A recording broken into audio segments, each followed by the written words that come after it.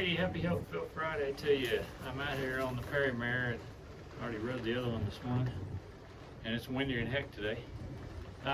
Wanted to come by and talk to you guys a little bit about when you make a decision or you're thinking about like something you want to do or basically any kind of a decision.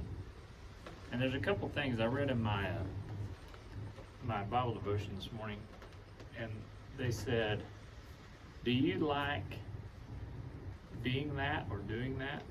Or do you like the idea of being that or doing that? So it really doesn't matter what the decision is. Say, you want to ride a horse. Well, do you like the idea of riding a horse, or do you like the fact that you actually are going to ride a horse? Say you haven't done it yet, or maybe you're in the middle of it or whatever. It makes a big difference on your staying hooked. If you're gonna start something and you're gonna be good at it probably, and be able to continue with it for any amount of time,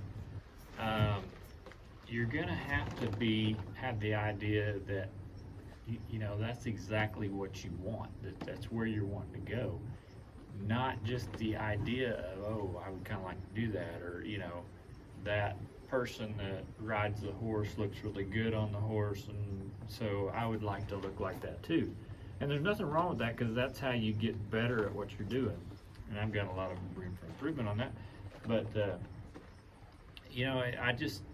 just really spoke to me this morning, that a lot of times maybe we start something, or we think about something, or we see something shiny, if you're like me, and we think, gosh, I could really see myself, doing that, or I'd really like to do that, or I'd like to have one of those, or whatever it is.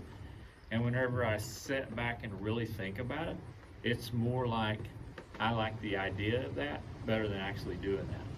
Because just like with horses, there's a lot of things that you have to do. I've spent considerable amount of money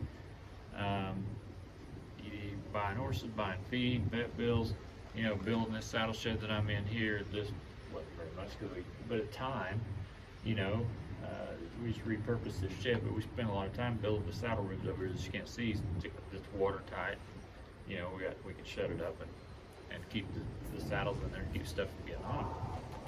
But there's a lot more than just riding, and I enjoy those aspects, and we use the horses on the ranch, so I'm learning more and more about that, on how to handle cattle with them, and so it makes it easier for me, because I'm able to not do so much footwork or on the ground. I can use the horse more for that, and it's a lot more fun, a lot more engaging, I guess, for me and for the horse too, I think, because they kind of get into it whenever you start pushing the cow around, or a calf, and like they're above that animal, or they're the boss, I guess is how that would be.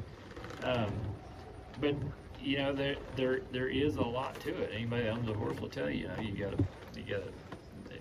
There's a considerable amount of expense that goes along with it, and that's just me. Yours is probably totally different, but think about those things, and think about,